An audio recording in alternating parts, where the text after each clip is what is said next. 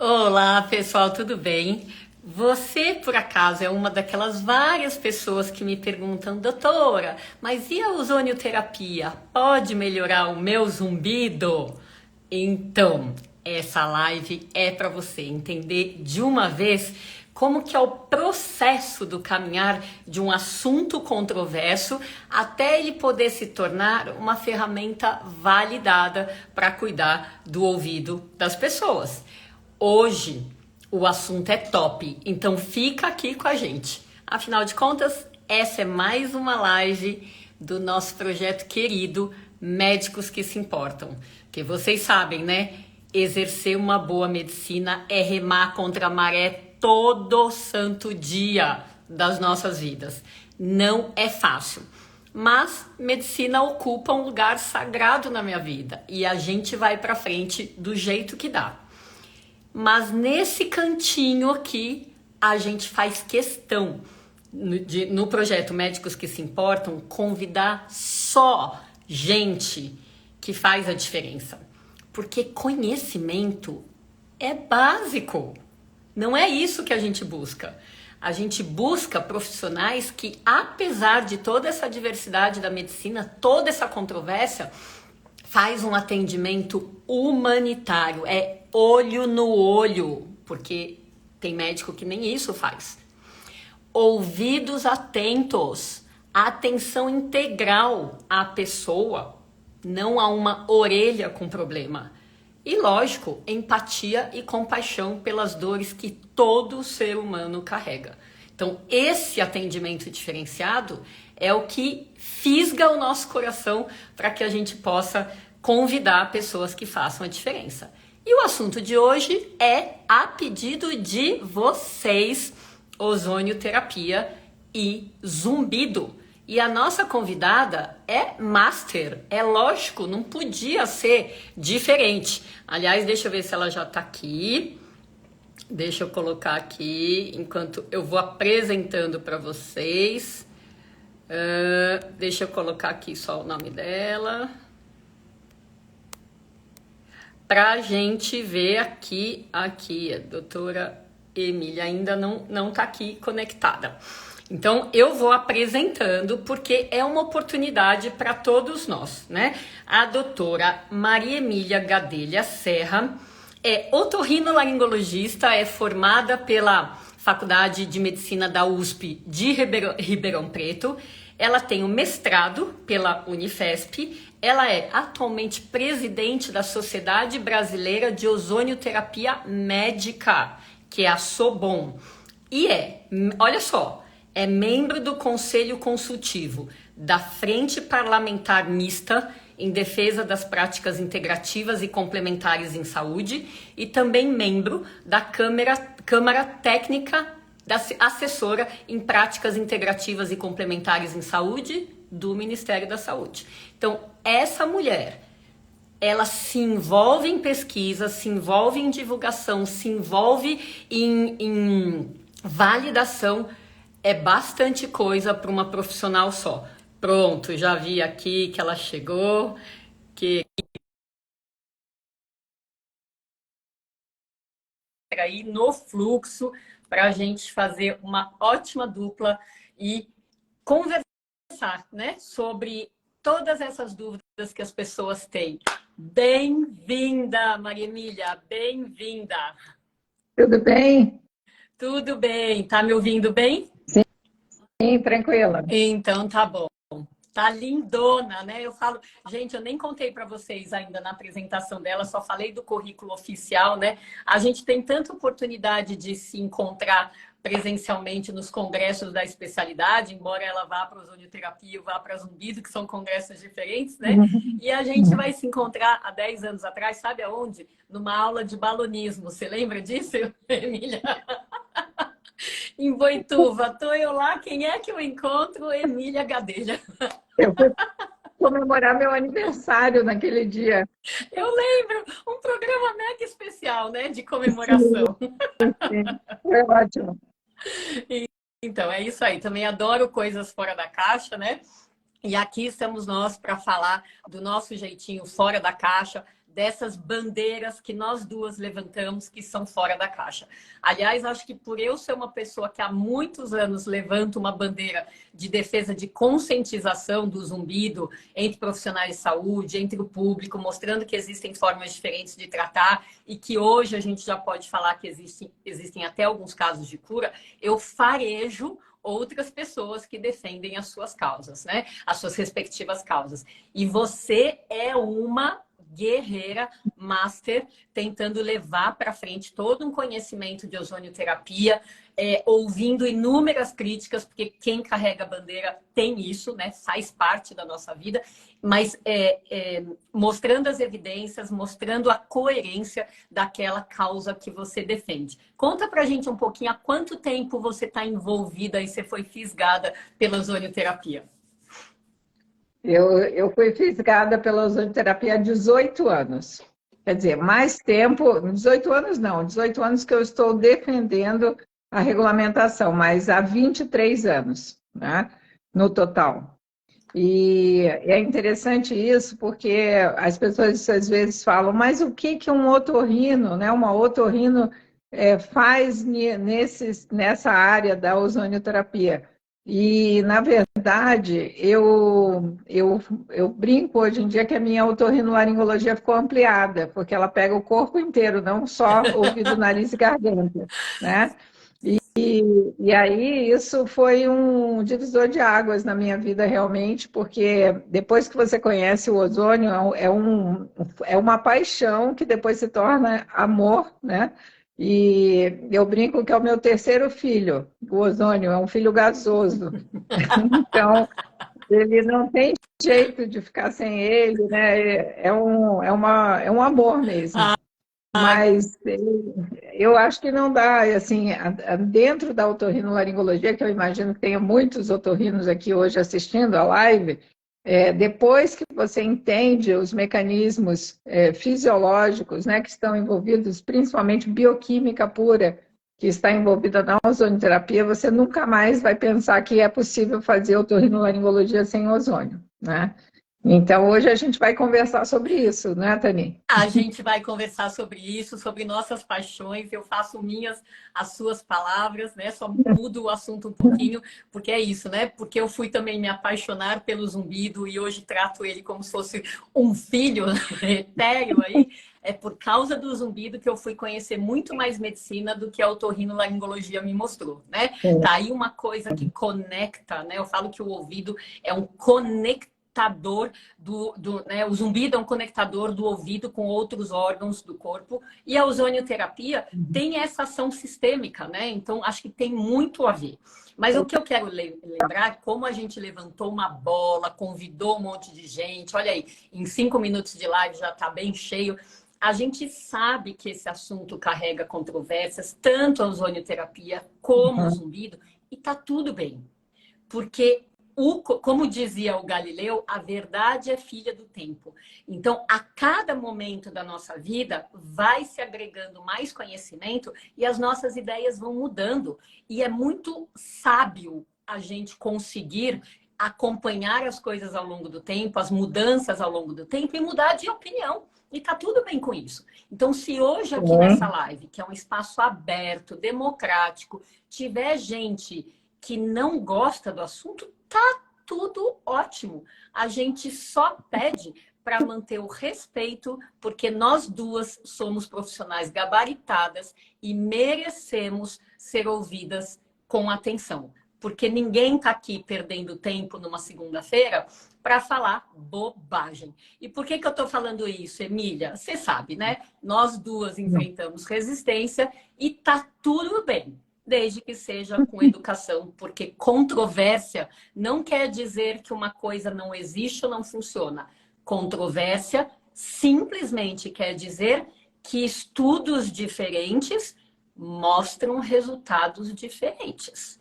Só isso, né? Tem muita gente que confunde assuntos controversos com coisas que não funcionam, como se tivesse evidência de não funcionar. Faz sentido para você essa introdução aqui?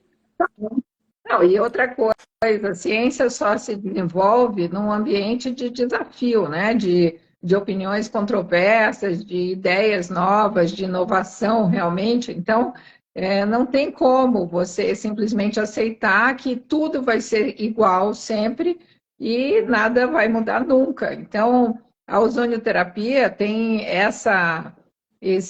digamos, esse gancho com uma visão diferente dentro da medicina, porque, na verdade, toda a medicina que nós aprendemos, ela vem de uma influência da medicina alopática, né, do modelo convencional, que vem lá do relatório Flexner, em 1910, e depois a separação, a dicotomização da medicina entre essa questão da visão das partes, né? E a ozonioterapia, como se baseia num gás, então, na verdade, o gás ele não enfrenta resistências, não existe receptor para ozônio, né? Embora o ozônio seja fabricado no organismo humano no processo de ativação de anticorpos, ele não tem um receptor específico como os medicamentos têm. Então, isso já quebra o paradigma de como você tem que entender o conhecimento disponível para poder pensar, aprender a pensar em como a ozonioterapia pode ajudar um paciente com zumbido. Isso nós vamos explicar melhor aqui. Perfeito, perfeito. Deixa eu só fixar aqui o comentário que eu coloquei para todo mundo que entrar já saber do que a gente está falando. E vamos lá. Ao invés da gente fazer o caminho tradicional, que é ficar explicando um pouco da ozonioterapia e depois ver as aplicações, eu queria começar invertido hoje. Ontem eu fui para PubMed, que é uma das, para quem não conhece, é uma das bases científicas mais usadas, né? Se não for a mais usada. E lá botei ozonioterapia em inglês. O que eu vi? 4.461 artigos publicados até o dia de hoje. Então, esse assunto é estudado? Esse assunto é estudado. Ponto. Aí, quando eu acrescentei zumbido, esse número, lógico, encolheu, porque como é um tratamento sistêmico, o estudo em zumbido ainda é mais rudimentar. Mas eu achei 7 estudos, tá? Então, eu queria dar uma palhinha sobre essa questão, porque eu vou te fazer as perguntas que os seguidores fizeram, e uma delas já começa assim, ó. Tem evidências científicas, meta-análises, né, robustas sobre ozonioterapia em zumbido? Você quer começar respondendo? Não tem, não tem.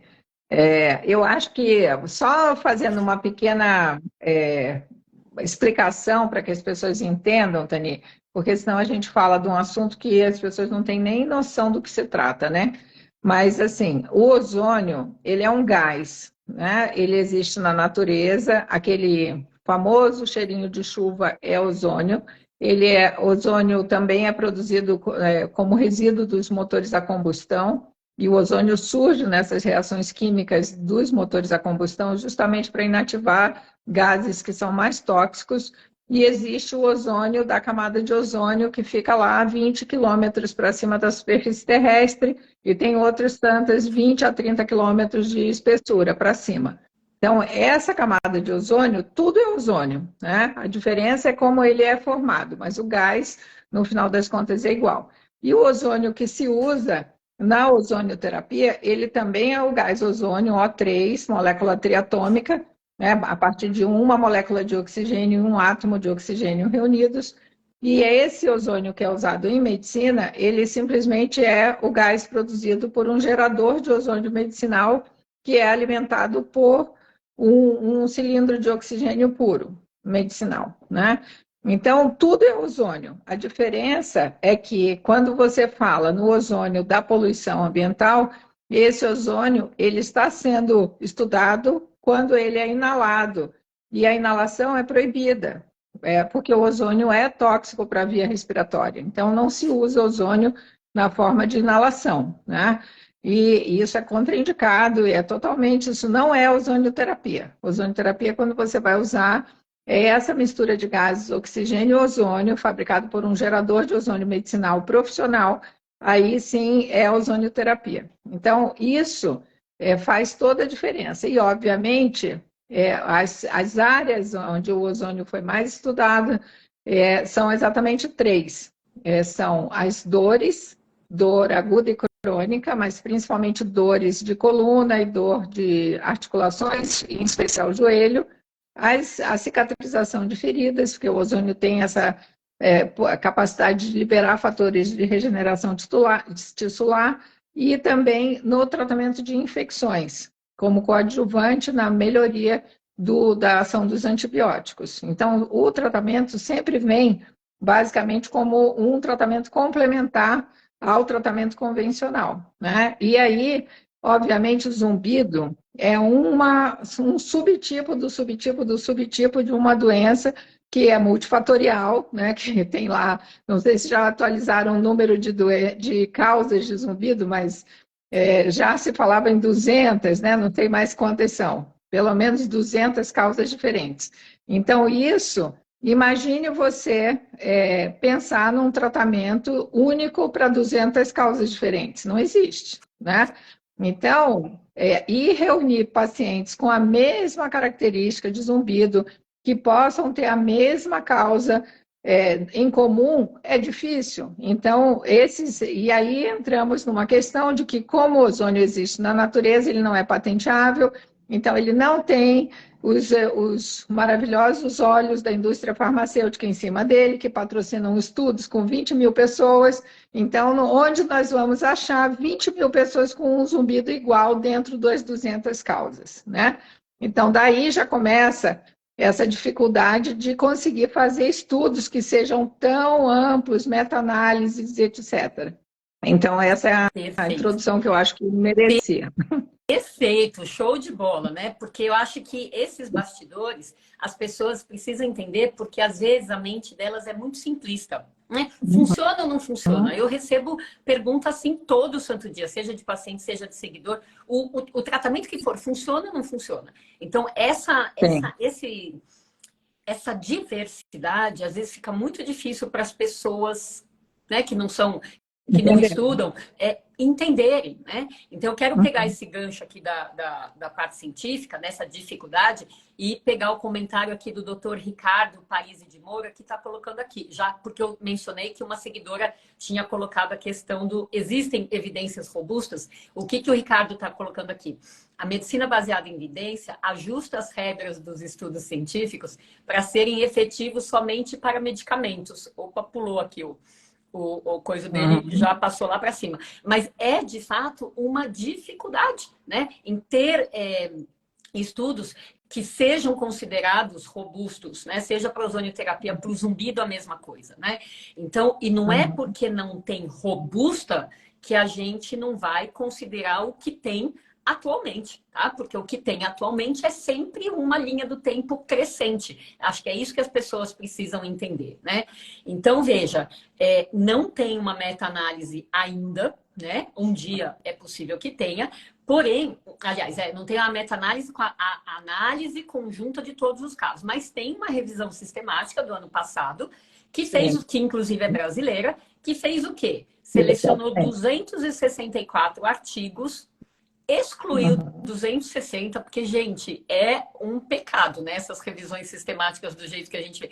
Exclui 260, fica com 4, né?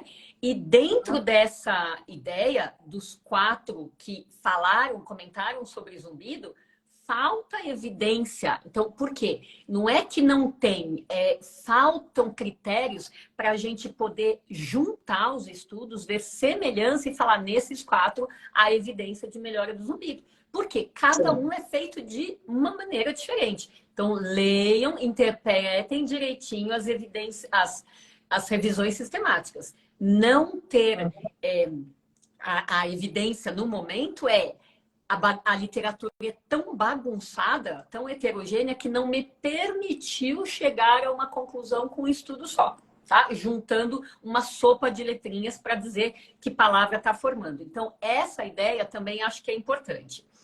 Tem um estudo, um ensaio clínico randomizado, que também é um estudo bem aceito, né? Já é mais antigo, de 2013, comparando a ozonioterapia, Emília, com beta-estina, que também é um medicamento bem aceito para o tipo de zumbido que vem de uma etiologia circulatória, não é para todos, tá? Porque o efeito da beta-estina é mexer na circulação. Não é mexer no músculo, não é mexer no emocional, é na circulação. Então, para esses casos, ozonioterapia e beta-estina, eles compararam 27 pessoas que fizeram 10 sessões de ozonioterapia por autoemoterapia, depois se você quiser dar uma comentada. 26 deles fizeram beta-estina 48 miligramas por 3 meses e 15 foram controles que não fizeram tratamento nenhum, tá? Então, eles foram avaliados do zumbido tanto pela intensidade, né, pela confinometria, como por um questionário de incômodo. O que eles viram?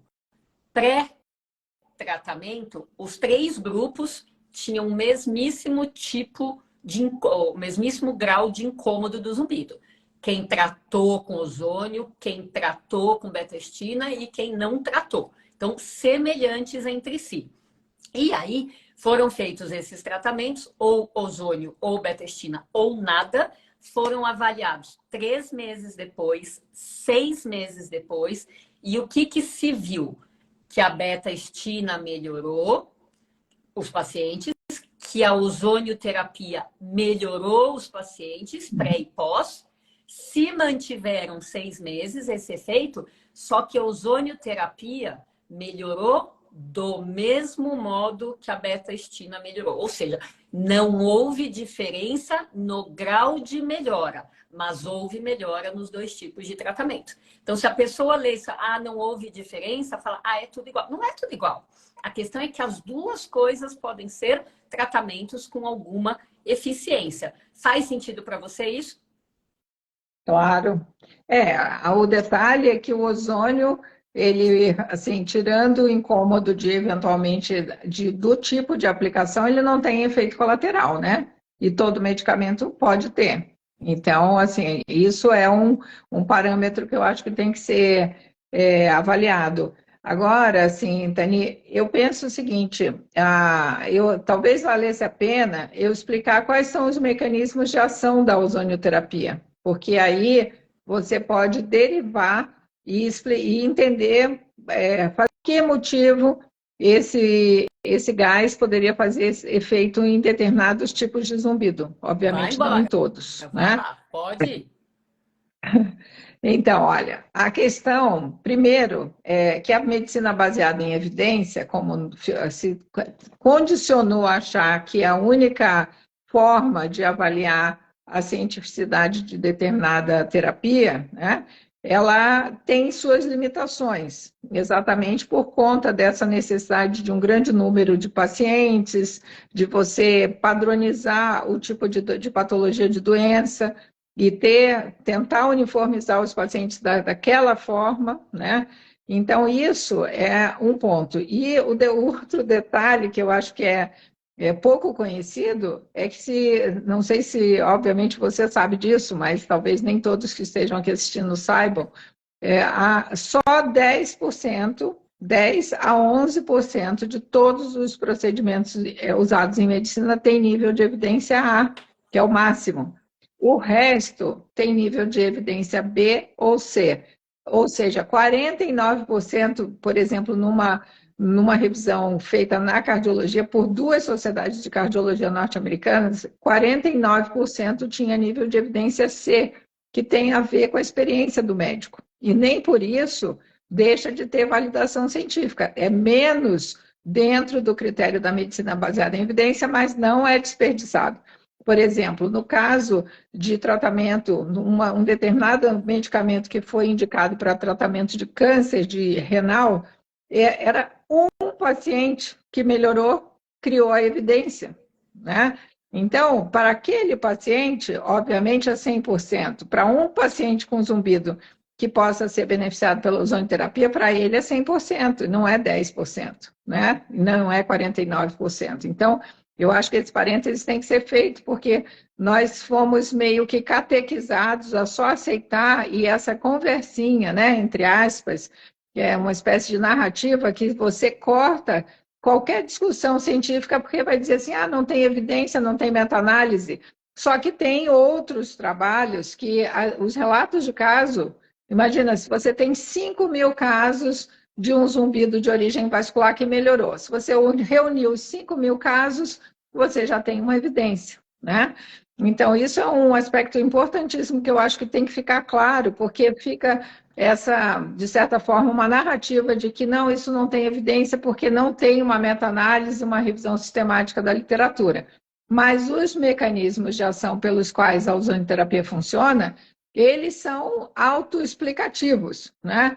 Então, você vê o seguinte, a nossa circulação do ouvido interno, ela é uma microcirculação, né? Então, você precisa ter um sangue fluido, sem empilhamento de hemácias, que vai fazer a entrega do oxigênio, que não exista uma entrega adequada de oxigênio nessa microcirculação, em especial nas células da cóclea, né?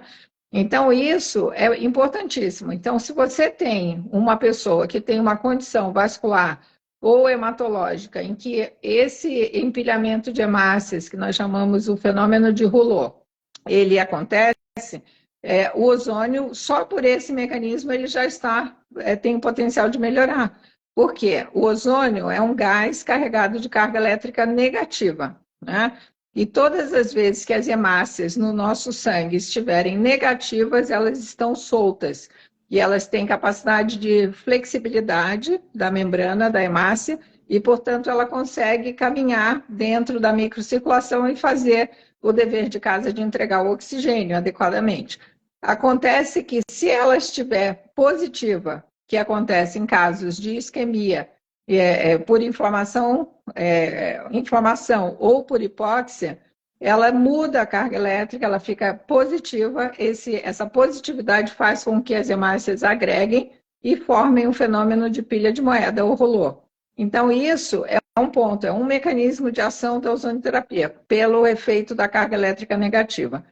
Outro efeito é exatamente o aumento de uma substância chamada 2,3-DPG, 2,3-difosfoglicerato. Essa substância, ela liga na molécula de hemoglobina, né, que está localizada no centro, né, da hemácia ali da estrutura, e faz com que o 2,3-DPG diminui a afinidade da hemoglobina pelo oxigênio. Então, ele desapega e entrega oxigênio mais facilmente. Outro mecanismo é o aumento da óxido nítrico sintetase. Então, aumenta a liberação de óxido nítrico. Num dos artigos, Daniel, é até interessante que foi feito pelo pessoal de Cuba, eles viram a deficiência de óxido nítrico que tem em doença de Meniere, né?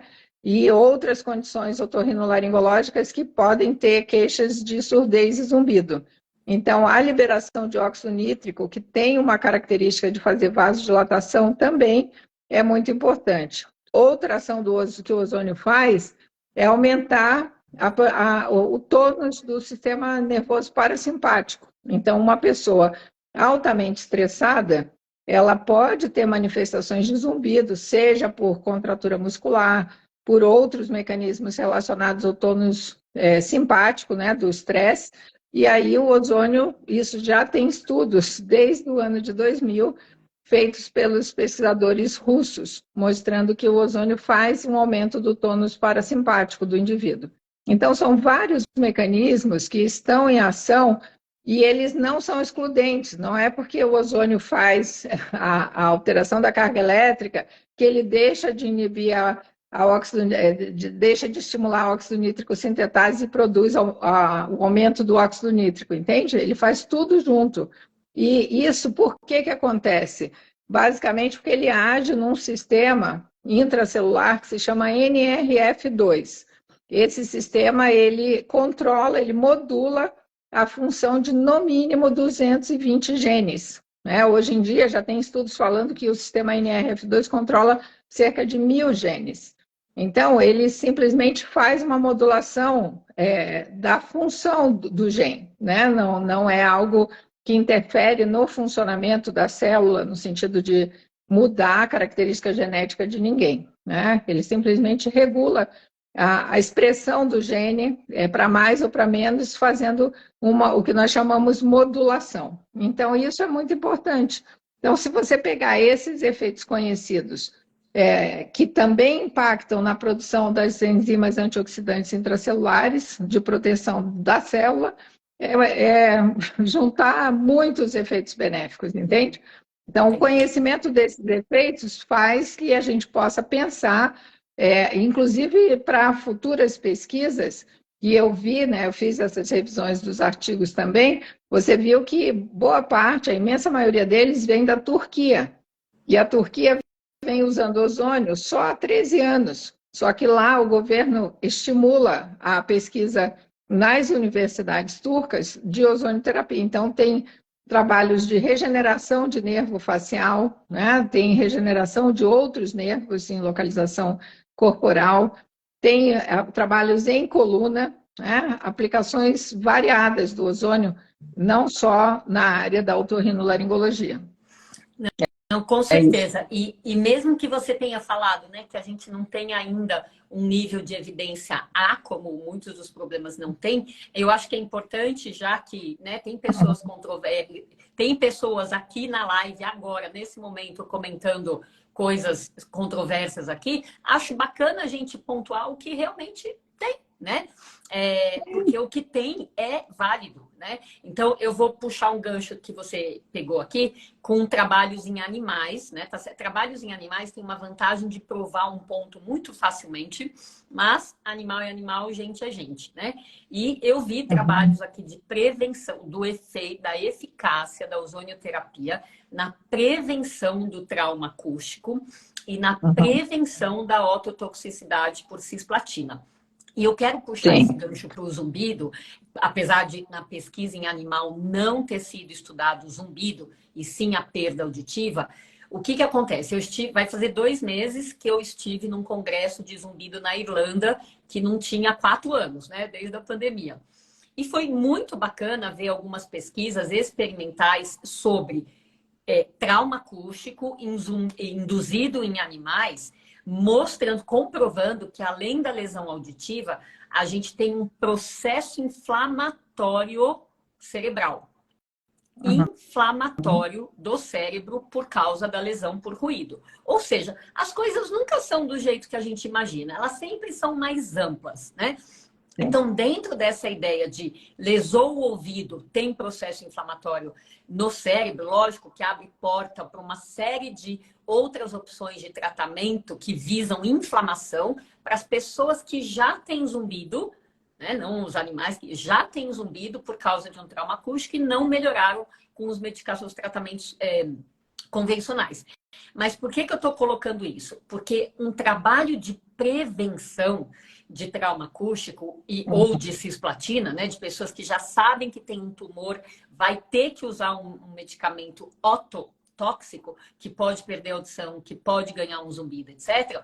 Ia ser lindo que pudesse fazer a ozonioterapia pré-exposição para diminuir a chance de lesão do ouvido e, quem sabe, do processo inflamatório cerebral. Entendeu? Então, quando a gente vai pegando ganchos das coisas que já existem, abre uma margem enorme, mas tudo tem o seu tempo.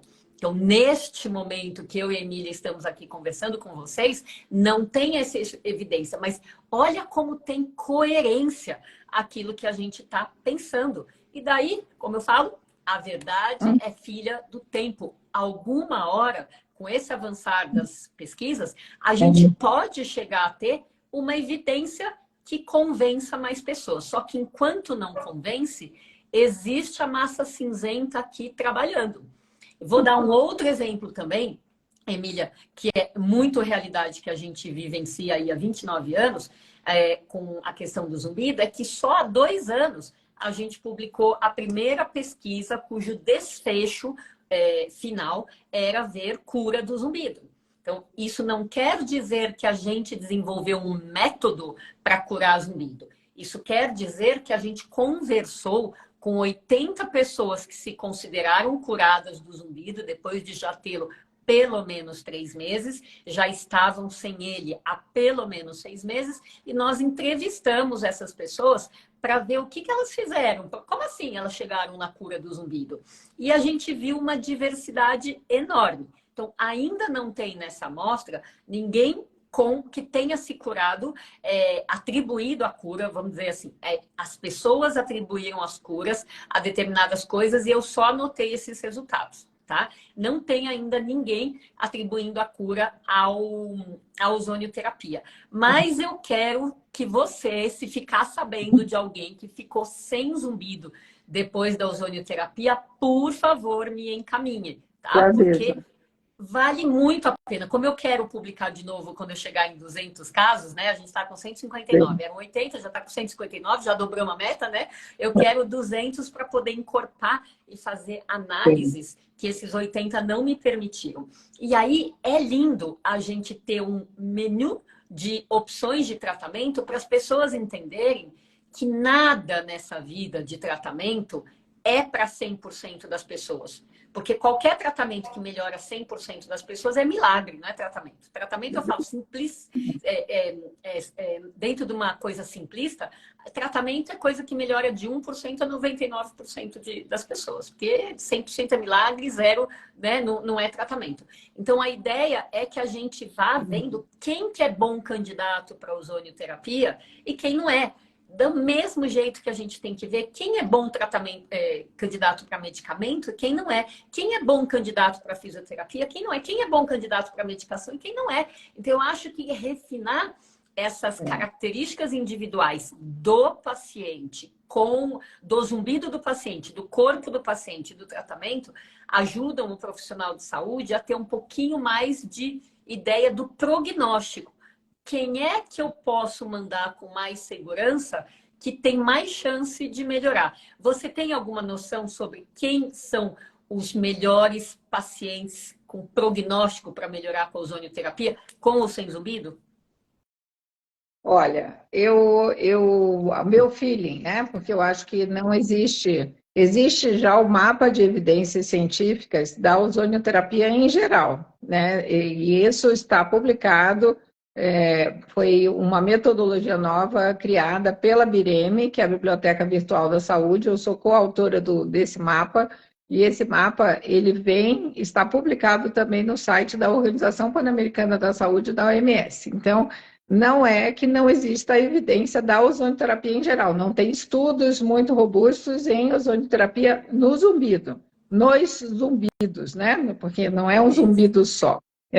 Então, isso é importante, mas o entendimento dos mecanismos de ação cria esse cenário para estudos. Por exemplo, essa ideia de fazer o que nós chamamos na ozonioterapia de pré-condicionamento oxidativo, justamente preparar o paciente para, já que ele vai fazer uma químio, né, que tenha cisplatina, ele pode ser pré-condicionado antes da exposição para justamente ficar com suas células preparadas para enfrentar o desafio da exposição do ototóxico, né?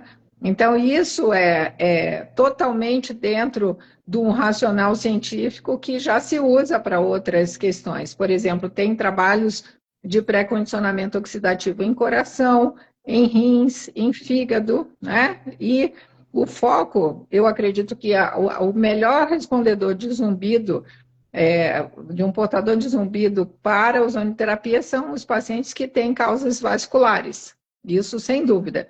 E o outro grupo seriam os portadores de alterações metabólicas, porque o ozônio tem uma ação no metabolismo, em especial no metabolismo da glicose, promovendo estabilização dos níveis, né, tanto de glicose quanto de triglicerídeos e colesterol. E isso, ele regula a hiperinsulinemia. Então, aqueles pacientes que têm queixas auditivas, tipo plenitude auricular, ou zumbido mesmo, em função de alterações de curva glicêmica, por exemplo, ou hipercolesterolemia, eles respondem potencialmente bem também. Então, eu acho que esses dois grupos seriam os mais indicados. E num terceiro grupo, que eu acho que eu venho vendo isso, né? Agora eu uso uma tecnologia chamada Brain for Care, não sei se você já ouviu falar disso, de medição de pressão intracraniana, e nós temos usado isso de rotina até para ter um parâmetro de uso, né, no consultório. E muitas pessoas têm questões relacionadas ao aumento da pressão intracraniana, que tem uma queixazinha, é uma visão dupla, é um pouco de dor de cabeça, né? Uma sensação de ouvido tapado. Então, como nós sabemos dessa conexão do sistema do licórico, né, com o ouvido, então, eventualmente, esses pacientes que possam ter um aumento de pressão intracraniana relativamente assintomáticos, pode ser que tenham zumbido, pode ser que eles também sejam beneficiados da ozonioterapia, mas são vários campos que precisam ser pesquisados, né? E aí tem que ter interesse, tem que ter patrocínio, no sentido de que alguém vai pagar o seguro da pesquisa. Então, eu acho muito interessante quando as pessoas falam assim, mas tem que ter pesquisa. E aí, quem paga a conta do seguro? Né? Nós fizemos, por exemplo, pesquisa da ozonioterapia na Covid no maior hospital do SUS, no Rio Grande do Sul. Né? E conseguimos patrocínio via Ministério da Saúde para fazer essa pesquisa. E o que aconteceu? O orçamento da pesquisa, para vocês terem uma ideia como funciona isso. Os pesquisadores trabalharam de graça, literalmente, né? Eu não ganhei um centavo disso. E trabalhei, escrevi o projeto, 4 meses, idas e vindas, 7 idas e vindas para a Comissão Nacional de Ética em Pesquisa até aprovar, termo de consentimento informado, toda a burocracia foi seguida adequadamente. Desses R$800 mil, que foi o projeto aprovado, que é nada perto do que nós vemos aí de outros estudos, né? 120 mil foram consumidos só em 2 renovações do seguro da pesquisa. E olha que a ozonioterapia não tem efeito colateral de nem risco aumentado de complicação de óbito, ainda assim, o seguro tinha que ser feito como parte da exigência do projeto de pesquisa, e lá foram R$120 mil. Então, não é simples, assim, eu vou fazer um trabalho de pesquisa agora, e eu vou estudar isso, né, prospectivamente, para frente. Não é simples, né? Precisa ter esses recursos, aí tem que ter alguém ou uma instituição que queira se disponibilizar a fazer isso, uma universidade. Então, essa resistência que existe à ozonioterapia, ela vem acontecendo há muito tempo, exatamente porque o ozônio não tem um receptor que vai gerar um medicamento que possa ser vendido na farmácia, né? Então, isso tem que ficar bem claro. Então, quando as pessoas falam assim, então, não tem a pesquisa. Não tem a pesquisa, porque precisa reunir os pacientes, precisa contratar o seguro, precisa escrever o projeto, precisa ter o pesquisador responsável, tem que ter o monitoramento todo, tem que ter o segmento. Então, não é uma coisinha básica de ser feita, né? O Tani sabe muito bem disso. Então, nós estamos nesse momento histórico de ter poucos materiais científicos específicos de ozonioterapia nos zumbidos, né? Não só no zumbido, porque exatamente não teve esse interesse. A maioria dos artigos, eu separei todos, imprimi aqui, né? Porque eu sabia que eu ia passar no checklist atenção, está tudo impresso aqui, rabiscadinho, amarelinho. Então, é muito interessante vocês verem que, assim, e de onde vieram esses estudos? Basicamente da Turquia, porque há um interesse do governo turco em promover o tratamento, porque o tratamento é econômico e gera resultado. Então, se houvesse uma política nesse estilo aqui no Brasil, de entendimento, sem preconceitos, entendimento bioquímico, né? Porque nós não estamos falando de nada que foi inventado anteontem, nem é uma invenção jabuticaba do Brasil, né? É um tratamento que existe desde o final do século XIX, foi descrito pelos alemães, já usado no tratamento de infecções antes que o primeiro antibiótico aparecesse só em 1928, na Inglaterra. Portanto, foi muito utilizado na Primeira Guerra Mundial para prevenção para tratamento de feridas e para prevenção de amputações de membros, né? Então, tudo isso não é algo, o ozônio não é algo que começou há um ano atrás e é uma invenção, né? Então, isso tem que ficar bem claro. Perfeito. E eu quero pegar o gancho aqui que a doutora Marta Verônica, querida, está colocando, que ela tem experiência, né, com excelentes resultados nos pacientes com Meniere. E daí ela me fez lembrar que uma das pesquisas que eu li ontem era exatamente de ozonioterapia em Meniere, mas era uma série de 15 pacientes só. Porém, olha que resultados interessantes. Se a gente pensar, 15 é diferente de zero, né? E justo Meniere, que é uma coisa oscilante, né? Esse grupo teve 100% de melhora da vertigem, se não me engano, da perda auditiva era 80%, e do zumbido, 65%. Né? Então, são resultados interessantes, embora não tenha tido um acompanhamento de médio e longo prazo. Mas é só para mostrar que realmente reforçar mais uma vez com mais uma pesquisa, né, que a Marta Verônica está citando aqui e a Emília citou, que experiência faz parte do processo de pesquisa também. Então, eu sempre vejo a vida como dois lados. E nesse sentido, ao invés de ser cara e coroa, né, como uma moeda que os dois lados são parecidos, eu vejo como um iceberg, né? Então, a parte que todo mundo vê do iceberg, que está do nível do mar para cima, é a minoria que está publicada. E lá embaixo tem uma vastidão enorme de conhecimento que também faz parte da verdade, mas não está nas regras, né, da medicina baseada em evidência. Então, acho que sábio é quem olha os dois lados, ao invés de ficar criticando um deles, né? Porque tudo isso faz parte do conhecimento. Tudo isso, o publicado e o não publicado, porque não dá para a gente menosprezar a experiência de colegas, né? Então, enfim... Ô, Emília, eu queria te perguntar, porque tem muita coisa sobre isso. Aliás, só mais um palpite. Eu não sei se você acompanhou aqui algumas das conversas. Tem um pessoal aí criticando a gente e tem 10 pessoais aí defendendo a gente. Então, eu estou adorando ver esse movimento, que alguém que levanta uma bola contra aqui já toma umas bordoadas dos nossos seguidores. Estou achando interessante. Mas vamos lá, o que eu queria te perguntar?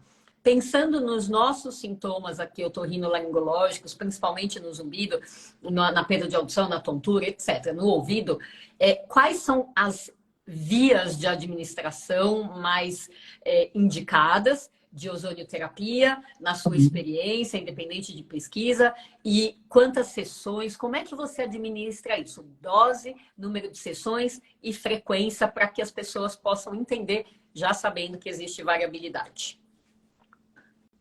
Eu acho que antes de falar disso, é só lembrar que uma das vias, aqui agora vai começar o bombardeio da crítica. Atenção, atenção, pessoal, vai começar.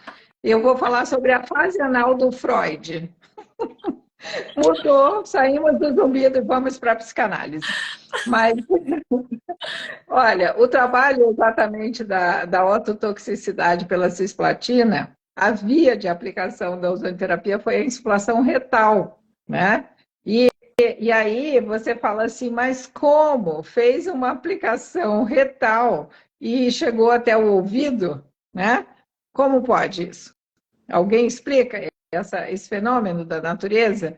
E aí vem todo esse preconceito de, meu Deus do céu, parece que o mundo vai acabar se fizer uma insuflação retal, né?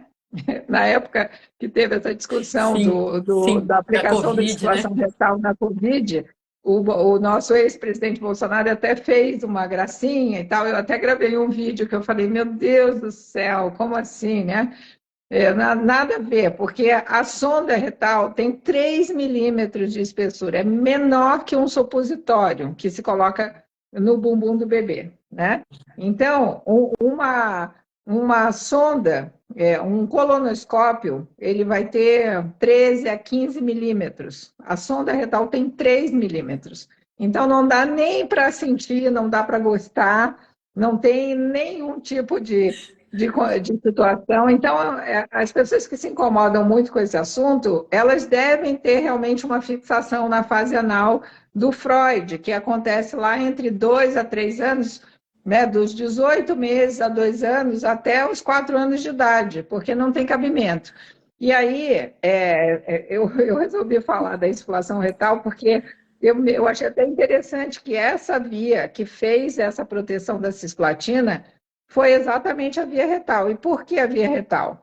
Porque quando você faz aplicação de ozônio pela via retal, o que que acontece? Você tem a absorção do gás pela mucosa retal, os subprodutos do ozônio, que são chamadas ozonides, em especial o peróxido de hidrogênio e outros também, aldeídos, hidroxiperóxidos, outras substâncias químicas, né, que são produzidas na reação química, elas são biomoléculas, são presentes no organismo humano, não são tóxicas nessas condições dentro da janela de segurança terapêutica.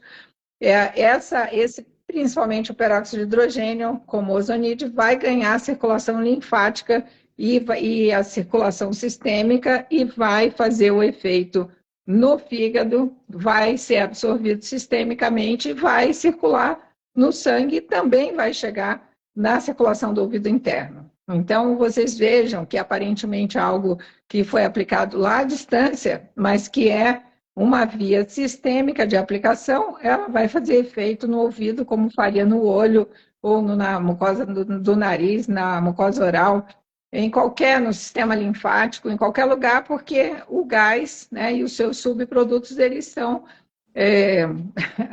dispostos sistemicamente, não tem restrição e nem dependência da existência de um receptor para isso.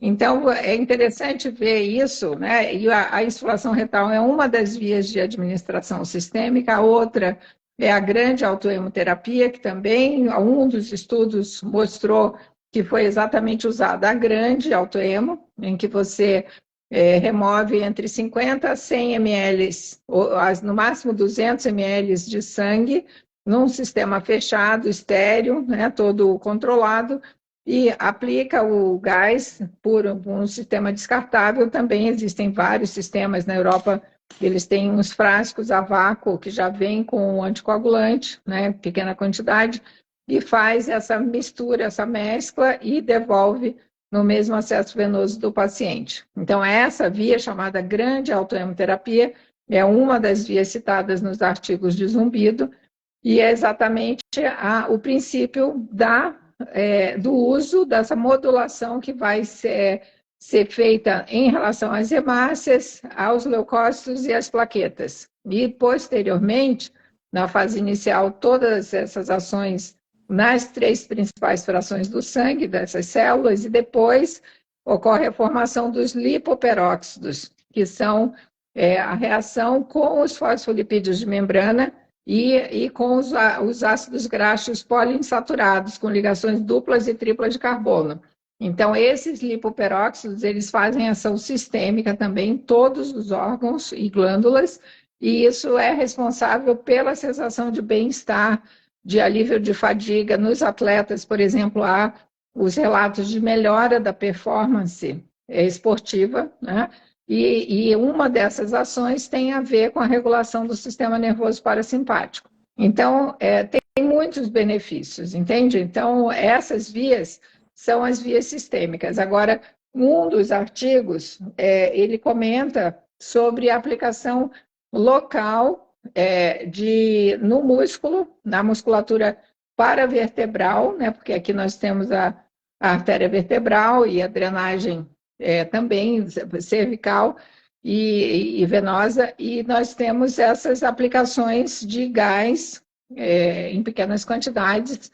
Aqui eu acho que não é o caso da gente explicar a concentração, porque não é uma live para médicos, né, Tani? Isso pode dar problema. Vou dizer que a gente está ensinando assuntos específicos da medicina e essa situação é melhor não entrar nessa polêmica. Mas as aplicações locais, elas têm benefícios, né, segundo a pouca literatura médica disponível, justamente por ação, melhoria da contratura muscular. O ozônio, ele melhora a drenagem linfática dos tecidos onde ele é aplicado. Isso tem trabalhos em linfedema, em congestão de gânglios, né, de linfonodos cervicais, tem protocolos para drenagem linfática específica do pescoço, né? São protocolos dos Estados Unidos. Então, tem muito material que pode ser entendido do ponto de vista da fisiologia humana, baseado no conhecimento que existe disponível da bioquímica do ozônio. Entende? Entendo perfeitamente. Você está sendo claríssima. Eu quero te contar que enquanto você estava explicando toda a questão da via retal e do problema e dos preconceitos, etc., um monte de gente se colocou a favor, falou que já fez, que não dá para sentir. E a doutora Adriana Bertocco aqui, que está extremamente participativa, né, que explicou que teve um tumor de mama e que né, melhorou as custas da ozonioterapia complementar, né, deixe-se claro, ela está comentando aqui, ó, amigo que amigo indica fazer ozonioterapia retal, né, por causa da função, né? Ela está brincando aqui, mas é uma forma de mostrar que serviu para ela, pode servir para muita gente, como várias pessoas aqui elogiaram a sua explicação, né? Tem a doutora ozonioterapia aqui, está colocando que está com relatos de 3 pacientes com zumbido melhorando por via auricular. Né? Eu imagino que, vou perguntar para ela, ou para você, ou para qualquer pessoa que tenha experiência aí de ozonioterapia em zumbido, independente de ter publicado ou não, eu imagino que a melhora, até se eu fosse comparar com fisioterapia, vamos dizer assim, que também são sessões, né? Assim como tem alguns pacientes que fazem uma sessão e sentem uma melhora, assim, nossa, o zumbido abaixou, mesmo que seja temporariamente, eu imagino que a maioria precise de um certo número de sessões pela natureza do zumbido, né? Para sustentar uma conquista de melhora mais duradoura, mais permanente, que não deva ser uma sessão, né? Então, talvez também valha a pena colocar isso na cabeça das pessoas. Você tem alguma experiência com isso especificamente, Emília? Se não, deixo aqui também para todo mundo que quiser responder. Na verdade, assim, os protocolos de ozonioterapia, eles, em geral, têm no mínimo 10 sessões, em geral semanais. Por quê? Exatamente isso, se você lê o livro do professor Velho Bott, que era o fisiologista da Universidade de Siena, ele ampliou esse conhecimento para várias doenças, né? Exatamente por causa desses efeitos comuns que você tem, ou inflamação, ou hipóxia, ou infecção, na imensa maioria das doenças. Então, como o ozônio age nesses mecanismos, ele acaba agindo em várias doenças diferentes. E essa situação, especificamente, por que a repetição dos procedimentos do ozônio, né? É porque exatamente você tem que ativar esse mecanismo do pré-condicionamento. Então, o conceito, existem 2 conceitos, que um se chama pré-condicionamento oxidativo e o outro se chama pós-condicionamento oxidativo. Então, no pré-condicionamento oxidativo, o que eu vou fazer? Eu vou... sei que o meu paciente vai fazer uma cirurgia, né? Ou sei que ele vai começar um tratamento oncológico e ele vai ter uma exposição, por exemplo, com a cisplatina, né? Então, eu vou pré-condicioná-lo. Então, antes do evento, antes da cirurgia, antes do início do tratamento oncológico, eu vou pré-condicioná-lo. Eu vou estabelecer de 6 a 10 sessões, né, com determinados intervalos, às vezes dia sim, dia não, depende do tempo, ou 3 vezes na semana, ou uma vez por semana, se houver tempo maior, e aí você vai dando o estímulo, né? E dependendo da doença, às vezes você precisa ajustar a dose. E o conceito da dose é o volume versus a concentração. Então, essa dose, às vezes ligeiramente maior em relação à dose anterior, ela já faz esse estímulo, e por um fenômeno que nós conhecemos na medicina como de hormese, né? Então, a hormese é exatamente essa capacitação que as células humanas são capazes de assumir diante de um desafio, né? Então, por exemplo, eu vou fazer essa cirurgia. Então, eu já sei que eu vou ter uma cicatriz, eu vou ter uma incisão cirúrgica, que depois o meu corpo vai ter que usar os recursos que tem para fechar e gerar uma cicatriz. Então, esse pré-condicionamento oxidativo, ele proporciona que as células sejam otimizadas com as enzimas antioxidantes intracelulares que são induzidas pelo ozônio nesse modelo do pré-condicionamento, e aí eu consigo um pós-operatório mais tranquilo, uma cicatrização melhor, né? Menos dor. A questão da dor na ozonioterapia é impressionante, né? Então, isso está publicado na literatura médica. A redução da dor é um dos fenômenos mais impressionantes do ozônio. E aí existe o pós-condicionamento oxidativo, que é quando eu já tenho uma doença, né? Então, por exemplo, eu tenho uma hérnia de disco, né? Ou eu tenho um zumbido de origem vascular que eu imagino que possa ser útil para o meu paciente ser submetido à ozonioterapia. Então, eu já tenho uma condição, eu vou pós-condicionar, eu vou imaginar quais são os protocolos, isso está na literatura médica já, né? Em vários livros publicados e materiais que estão lá no PubMed, que é a Biblioteca do Governo Norte-Americano. Então, quando você pós-condiciona, você imagina o que você tem que fazer para dar as condições para aquelas células daquele grupo que está adoecido, né, com uma hérnia de disco, com uma artrose de joelho, ou uma tendinite aguda. E aí eu também vou ressuscitar da literatura os dados que já estão publicados, os protocolos que já são conhecidos para pós-condicionar aquele paciente. E aí você também tem o resultado, né? Perfeito. Então, isso é muito interessante.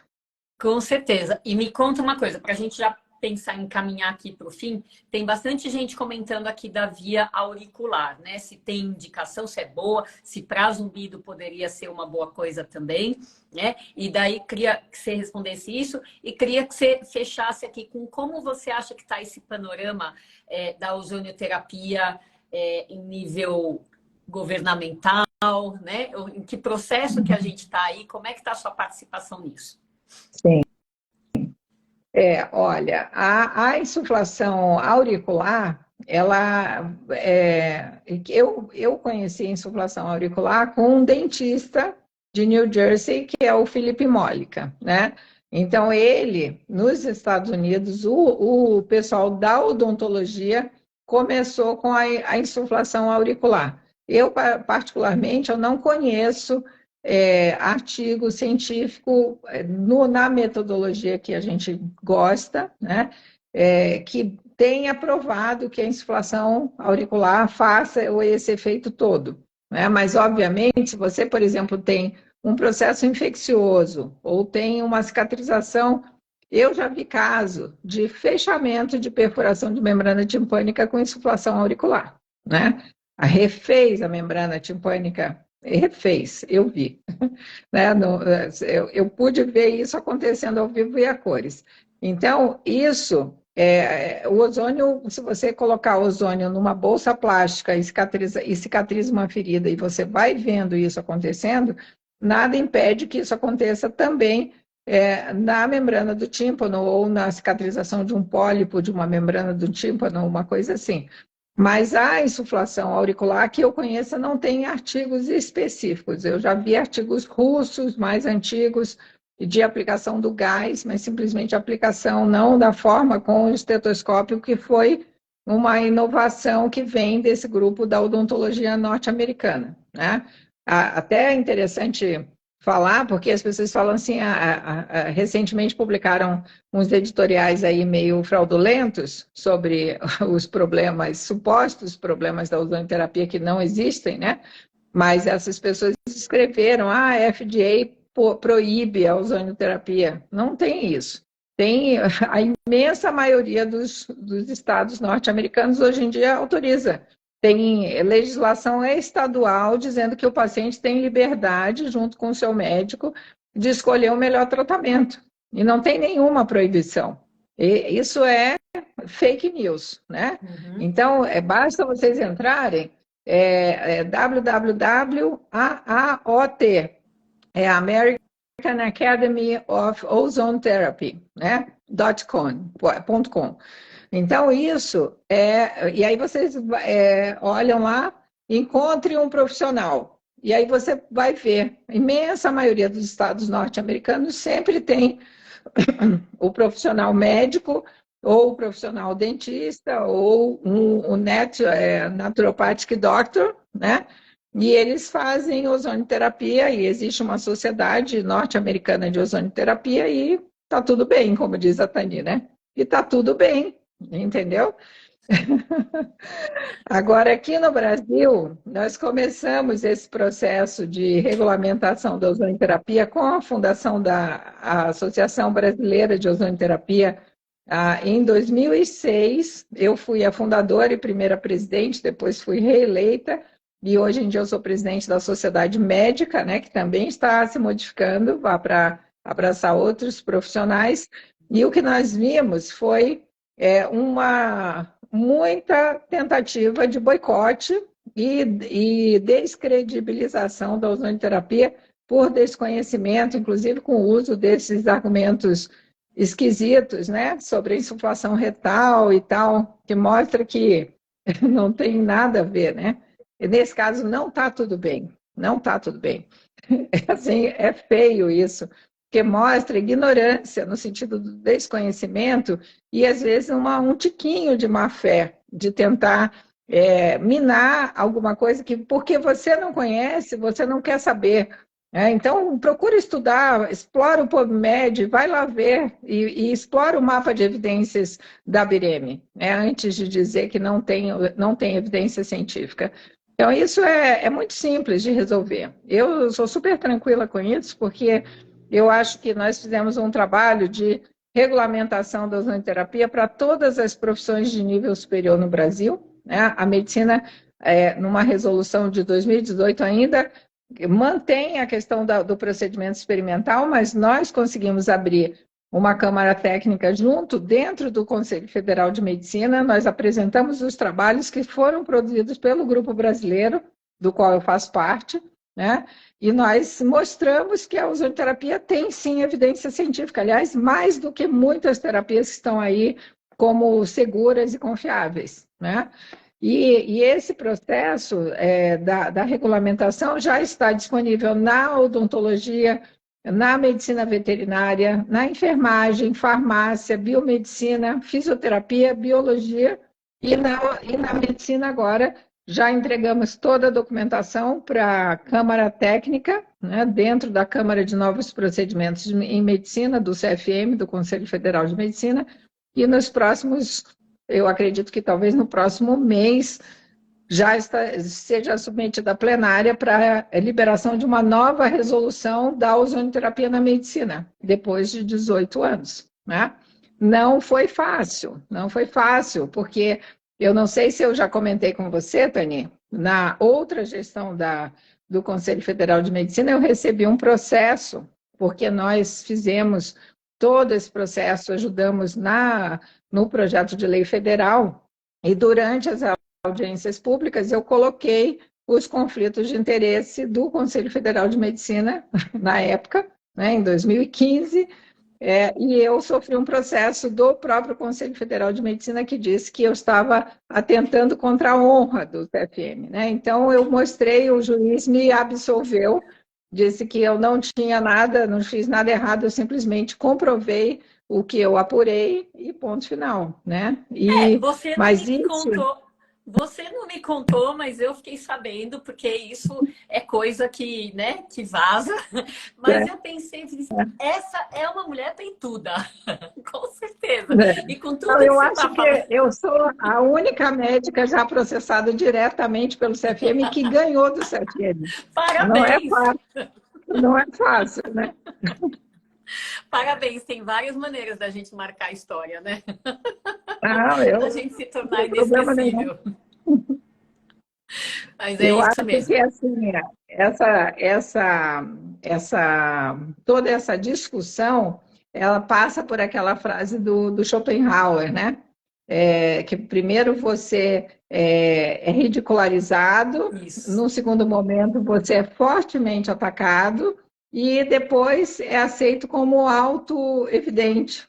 E nós estamos já quase nesse ponto. E exatamente essa frase do Schopenhauer foi perfeita para a ozonioterapia. E nós vivemos isso ao longo de 18 anos. Mas, felizmente, graças a Deus, agora está encerrando e vamos virar a página para produzir novas evidências, estudar mais o assunto, né? Mostrar o benefício para a população brasileira, que é uma terapia segura, de baixo custo, eficiente, sem praticamente efeito colateral nenhum, exceto se a pessoa tiver deficiência da glicose 6-fosfato desidrogenase, que ela tem que ser medida antes.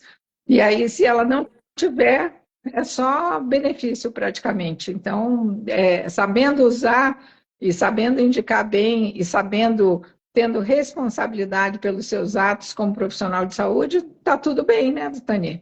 Eu adorei essa frase, está tudo bem. Não, tá tudo bem, é para colocar paz nas controvérsias, né? Porque elas existem, elas são salutares. É o que eu falo, o que me incomoda só é falta de respeito, né?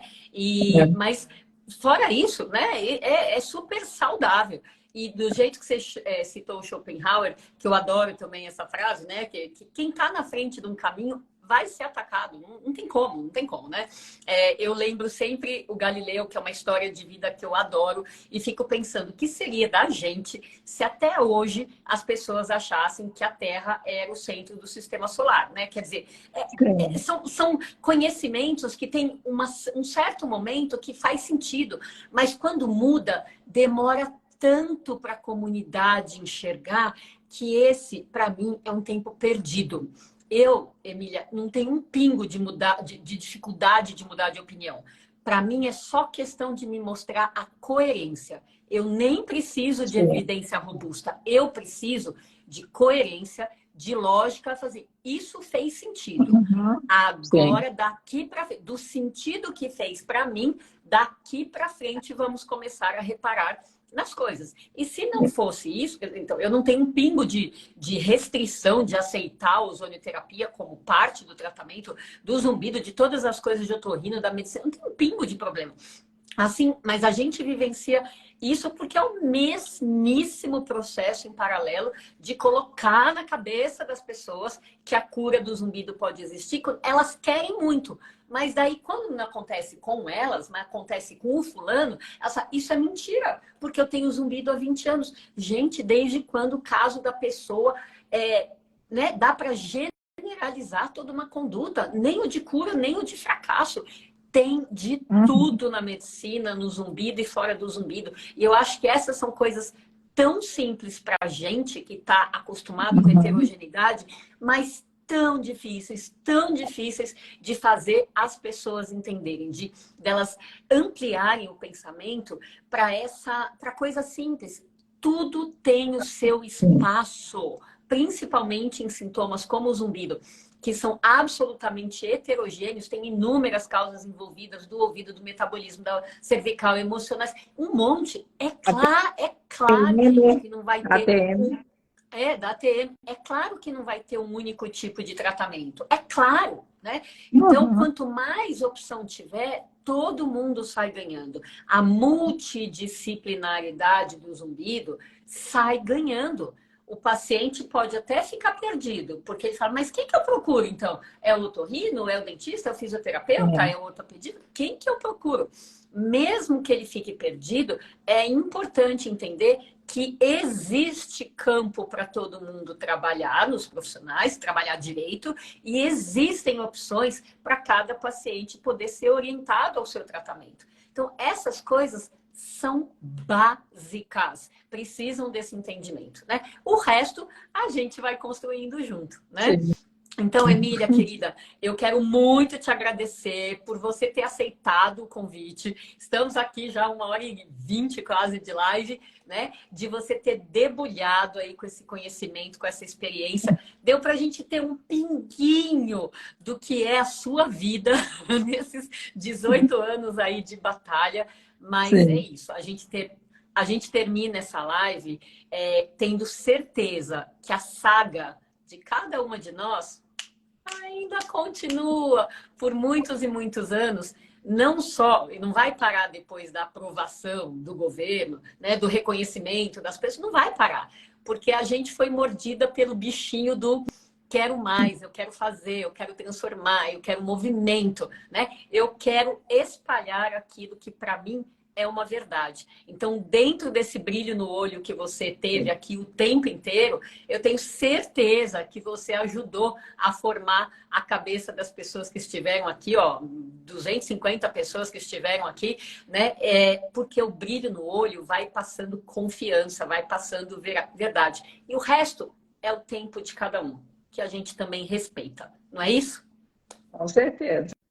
E tudo bem, né? E Tudo tudo bem. ótimo, porque assim a gente vai ficando feliz com o nosso tratamento, aceitando que as pessoas do nosso lado podem não ser tão apaixonadas quanto a gente. E tudo bem, é isso mesmo. Pode adotar esse mantra que você vai ver que você vai te fazer bem também. Assim, olha, em homenagem a Tani, agora está tudo bem, pessoal. Tudo bem. É isso aí. Até o nosso amigo aí que falou mal da gente, ou saiu da live, ou, né, ou tá aí quietinho. Mas, enfim, vamos, que tem muito trabalho para a gente ser Ó, feita. pode me procurar essa pessoa que eu não consegui achar aqui, mas se tiver qualquer dúvida, pode me escrever no privado. Eu mando os materiais que eu tiver, mando o link do mapa de evidência. Eu acho que é importante, né? Porque quanto mais profissionais da saúde sérios, que tenham realmente curiosidade para aprender e se disponibilizem a enfrentar seus medos, porque, na verdade, muitas das pessoas que têm essa restrição, essa resistência a qualquer mudança, elas têm medo de perder o que elas já conhecem. E, na verdade, nada se perde aqui. Você acopla conhecimentos novos e você otimiza o seu funcionamento mental em benefício do seu paciente. Então, não tem perda nenhuma, né? E a ozonioterapia, o objetivo dela é ser um tratamento complementar, ela não vai substituir, ela não vai concorrer, ela vai ajudar os nossos pacientes a terem melhor qualidade de vida, entende? Então, para mim, isso é muito, muito importante, né? E eu acho que eu super agradeço o convite. Numa próxima oportunidade, podemos marcar novamente outro assunto e estamos aí, né? E tudo E bem. tudo E tudo bem. ótimo. Tô super contente se isso ficar guardado na cabeça das pessoas também. E tudo bem.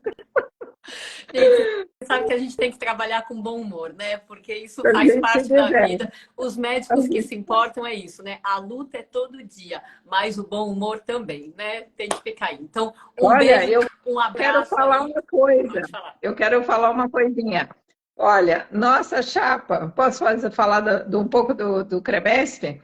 Para os médicos de São Paulo, do estado de São Paulo que estão aqui assistindo, saibam que eu faço parte de uma chapa no CREMESP, que está agora já com liminar, se chama Chapa 5, CREMESP como deve ser.